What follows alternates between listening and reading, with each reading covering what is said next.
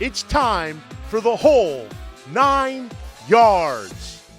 Hello, everyone. I'm Ralph Ventre, ready to bring you the whole 9 yards on the Week 7 NEC football schedule. Conference play is finally here. The league schedule will kick off with 3 matchups this Saturday, October 11th.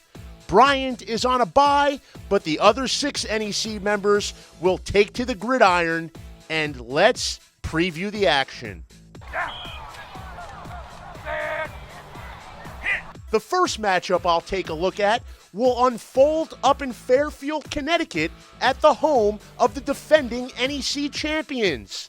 Sacred Heart secured its first ever FCS playoff berth by beating Robert Morris in Moon Township last November.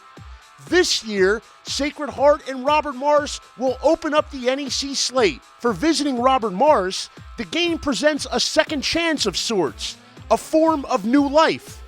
The Colonials, who are under the direction of first-year head coach John Banaszak, showed flashes through their first 5 games, but were unable to record a non-conference victory.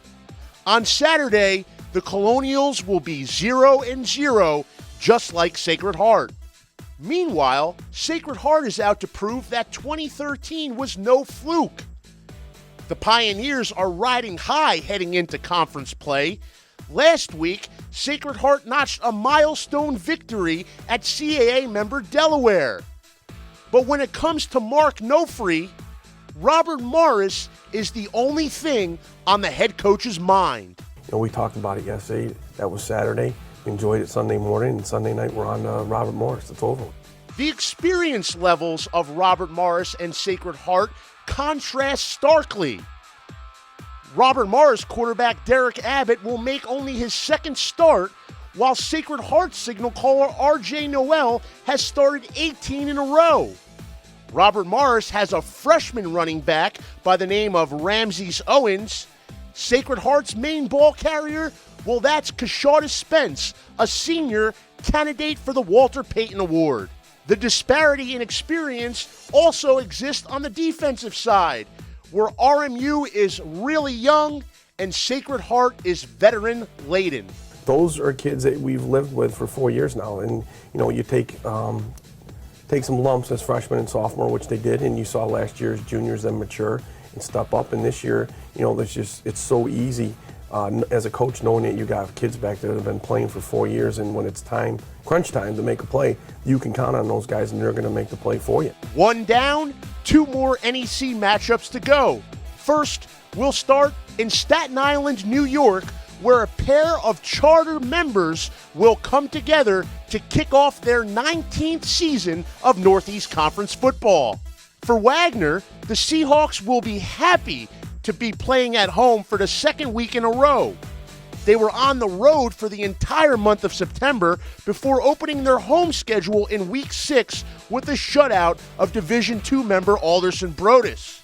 Meanwhile, St. Francis comes off a bye week following a 2-3 record in non-conference play. Taking a closer look at each of the sides in Saturday's matchup on Staten Island, when Wagner has won this season, they've done it with defense. The Seahawks have allowed a combined 3 points in their 2 victories this year. That defense will be challenged in Week 7, though.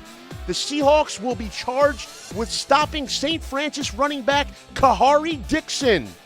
Dixon is the leading rusher in the football championship subdivision with 916 yards through 5 games. The one constant for St. Francis U during the non-conference season was its ability to gain big chunks of yardage on the ground.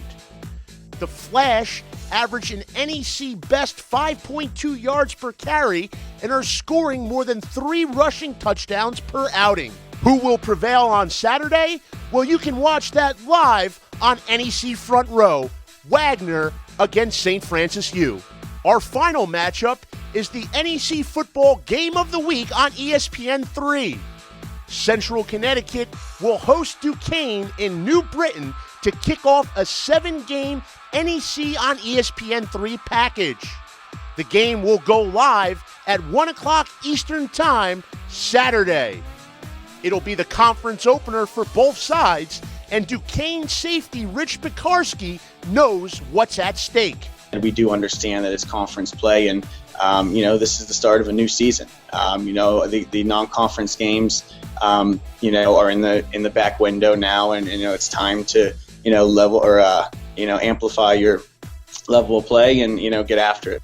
Pekarsky and his defensive mates know that they'll be up against one of the best in FCS on Saturday. That's because Central Connecticut State running back Rob Holloman, a Walter Payton Award candidate, is in the top 5 nationally in terms of all-purpose yards per game. The Dukes had success in holding Holloman to only 2.4 yards per carry in a 24-21 win on the Bluff in 2013.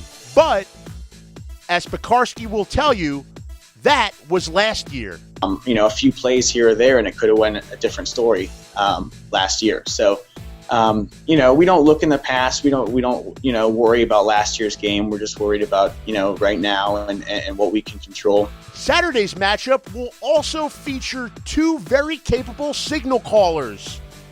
Central Connecticut's Nick Sangiacomo and Duquesne's Dylan Beekle are the top 2 ranked passers in the Northeast Conference.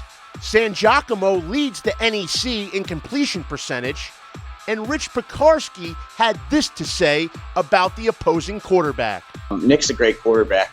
He can put the ball anywhere, on the money, and then I think people underestimate, his running ability too. I was watching film earlier and saw him take off on some runs. So, he really has the whole package, and he sees the field. We're going to have our hands full for sure. But that's what NEC football is all about. So we're excited for the challenge and, to start conference play. So.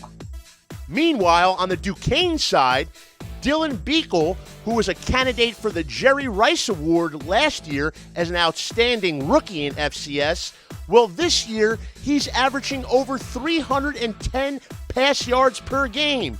He is 4th overall on the national leaderboard. Not a bad start for Beekle, who definitely has the respect of Sangiacomo. They're pretty good players. They have a really good offense at Duquesne.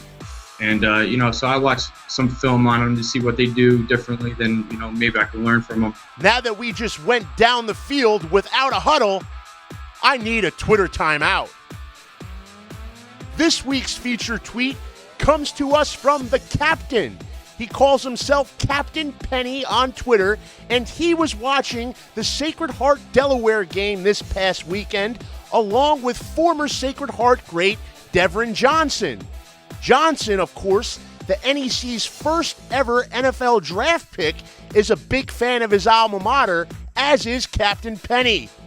And to this tweet, we say, aye, aye, Captain, we certainly agree. And now it's time to look at some X's and O's. We'll feature one NEC player on the offensive side of the ball, and then do the same for the defensive side. First, offensively, the spotlight shines on Central Connecticut quarterback Nick Sangiacomo. We've spoken about him on a number of occasions earlier in the show. Now, let's take a closer look at what the quarterback has been doing. He's only one of 2 NEC passers to have at least 1,000 yards this season. He's completing more than 60% of his passes, and he is in his junior season at Central Connecticut State. Interestingly enough, though, Sangiacomo, who hails from the Jersey Shore, started his collegiate career at Tulane, but now he's the starter at Central. Here's how it all happened. Life is crazy. You can't predict anything. You don't know what's going to happen next. I went to Tulane, had a coaching change, and then I wanted to be closer to home, and found myself lucky enough to be at Central, and I'm just enjoying my time here. Now on defense, we take a look at Duquesne safety Rich Pekarsky. You've heard from Pekarsky already. Let's tell you more about the young man. First, we have to mention that Duquesne's defense has been somewhat decimated due to injury this year. The Dukes lost 3 starting linebackers, but the veteran Pekarsky and others have stepped up to shoulder the load. The senior safety is averaging just shy of 7 tackles per game and has 3 tackles for loss this season. Here's his approach to playing in the defensive backfield. Good quarterback like Nick is going to find ways to mess with your head. So you need to be, stable, look at your keys, read your keys, and react accordingly based off what you see. And just before we break this X's and O's segment, we have to give a quick shout out to another Duquesne defender, freshman linebacker Nathan Stone. Stone was just named to the Jerry Rice Award watch list.